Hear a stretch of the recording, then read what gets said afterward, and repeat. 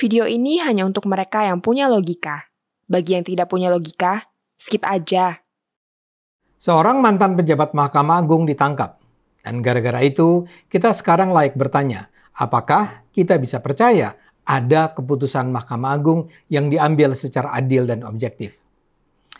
Apa yang terjadi pada bekas pejabat Mahkamah Agung Zarof Rikar memang luar biasa. Kejaksaan Agung menemukan uang serta emas senilai 1 triliun rupiah di rumahnya. Zarof ini dituduh menerima suap untuk mengeluarkan vonis bebas Gregorius Ronald Tanur.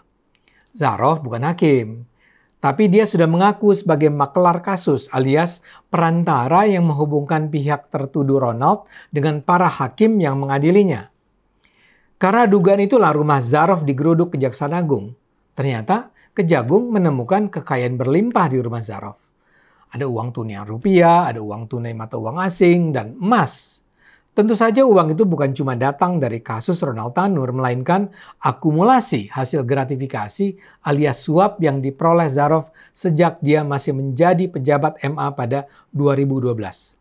Jadi bayangkan, selama 12 tahun dia menjadi maklar kasus, dia bisa memperoleh uang sogokan 1 triliun rupiah. Kita bahkan bisa menduga bahwa kekayaan 1 triliun rupiah itu adalah harta yang belum sempat dibelanjakan. Dengan kata lain, korupsi Zarof seharusnya lebih melampaui dari 1 triliun rupiah. Pertanyaannya, berapakah Zarof menetapkan tarif standar untuk setiap kasus yang ditanganinya? Dalam kasus Ronald ini, kabarnya ia harus memuluskan uang sogokan sebesar 20 miliar rupiah. Dan kabarnya pula dia sendiri memperoleh sekitar 1 miliar rupiah. Tapi kalau dia hanya mendapat 1 miliar, sementara harta yang terkumpul di rumahnya mencapai 1 triliun rupiah, mungkin nggak sih dia menangani 1000 kasus di Mahkamah Agung? Tentu saja tidak mungkin. Karena itu kita bisa membayangkan bahwa dalam banyak kasus lain, dia mungkin menetapkan harga jauh di atas 1 miliar rupiah. Dan kalau ini semua benar, kita bisa bertanya, apakah memang tidak ada satupun kasus MA di mana Zarof tidak memperoleh bayaran? Dan karena itu kita harus bertanya, bisakah kita percaya pada Mahkamah Agung dan lembaga-lembaga peradilan di bawahnya?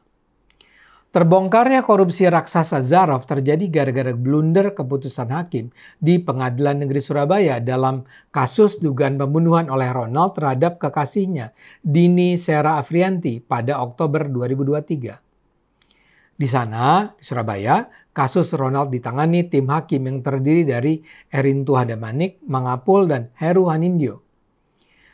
Berita pembunuhan Dini ini sempat jadi pusat perhatian masyarakat. Ronald diduga menghabisi nyawa Dini dengan cara yang sadis.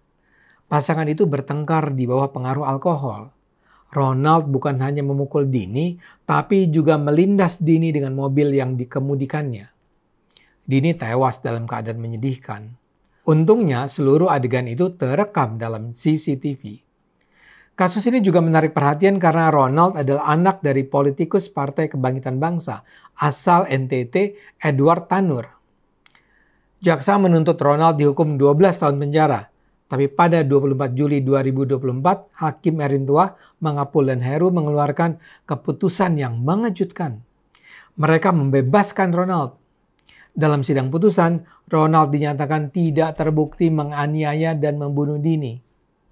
Majelis hakim menyatakan Dini meninggal akibat penyakit lain dan minum alkohol. Vonis bebas ini tentu menimbulkan kemarahan publik. Tak terima dengan keputusan hakim, keluarga Dini melapor ke Komisi Yudisial. Erintua, Mangapul, dan Heru kemudian dilaporkan oleh Komisi Yudisial ke Badan Pengawasan MA. Pada 22 Oktober yang lalu, upaya kasasi jaksa penuntut dikabulkan Mahkamah Agung. MA membatalkan vonis bebas dari Pengadilan Negeri Surabaya dan menjatuhkan pidana penjara 5 tahun atas Ronald. Keesokan harinya, Kejaksaan Agung menangkap 3 hakim yang memutuskan Ronald bebas. 4 hari kemudian, Ronald yang ditangkap tim penyidik Kejaksaan Tinggi Jawa Timur di kediamannya. Tim Kejagung juga menangkap Lisa Rahmat, pengacara Ronald Tanur. Dari mulut Lisa inilah keluar cerita tentang proses penyuapan para hakim. Menurut Lisa, Zaroff membantunya menyuap hakim di Pengadilan Negeri Surabaya. Lisa juga sebenarnya berniat menyuap hakim Mahkamah Agung senilai 5 miliar rupiah ketika kejaksaan mengajukan kasasi. Tapi belum sempat uang itu dialirkan melalui Zaroff, Hakim Agung sudah keburu memutuskan Ronald bersalah. Apa yang terjadi dalam kasus Ronald ini layak membuat kita sangat khawatir tentang kondisi lembaga-lembaga pengadilan kita. Apalagi data menunjukkan harta kekayaan Zaroff terus mengalami kenaikan secara signifikan. Menurut laporan BBC Indonesia, pada laporan 2007, kekayaan Zaroff dilaporkan tercatat sekitar 6,3 miliar rupiah. Tapi pada 2016, jumlahnya meningkat menjadi 36,4 miliar rupiah. Jadi meningkat 6 kali lipat dalam 9 tahun. Apalagi kalau sekarang ditambah lagi dengan kekayaan tunai 1 triliun rupiah di rumahnya. Yang memiliki harta kekayaan berlimpah bukan hanya sang makelar. Ketiga hakim yang kini sudah ditahan itu juga kaya raya, walau tidak selevel Zaroff. Berdasarkan penggeledahan oleh tim Kejaksaan Agung diketahui bahwa di apartemen Hakim Erin Tuah di Jakarta ditemukan uang tunai 97 juta rupiah, 32.000 US dollar, dan sekitar 36.000 ringgit Malaysia. Di rumah Erin Tuah di Semarang juga ditemukan uang tunai 306.000 US dollar. Jadi kalau dirupiahkan totalnya ditemukan sekitar 5,2 miliar rupiah. Di apartemen Heru Hanindyo, penyelidik menemukan uang tunai 104 juta rupiah, 2.200 US dollars, 100.000 yen, serta uang tunai 9.100 Singapura dollar. Totalnya sekitar 260 juta rupiah. Di apartemen Hakim Mangapul, tim penyelidik menemukan uang tunai 21,4 juta rupiah, 2.000 US dollars, dan 32.000 Singapura dollars. Totalnya sekitar 430 juta rupiah. Selain itu, apartemen Lisa juga digeledah. Di sana ditemukan uang dalam pecahan dolar Amerika dan dolar Singapura yang kalau dirupiahkan setara dengan 2,12 miliar rupiah. Bahwa kekayaan itu ditemukan dalam bentuk uang tunai plus emas menunjukkan bahwa itu adalah hasil gratifikasi atau uang suap.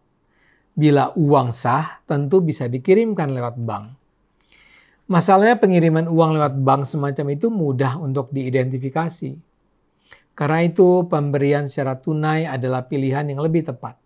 Yang mungkin agak membingungkan kenapa uang itu harus tetap disimpan secara tunai dan tidak disalurkan lewat pembelian saham dan investasi misalnya. Bukankah pencucian uang semacam itu lazim dilakukan? Atau kenapa tidak disimpan saja kepada saudara-saudaranya atau anggota keluarganya yang lain? Mengapa harus tunai?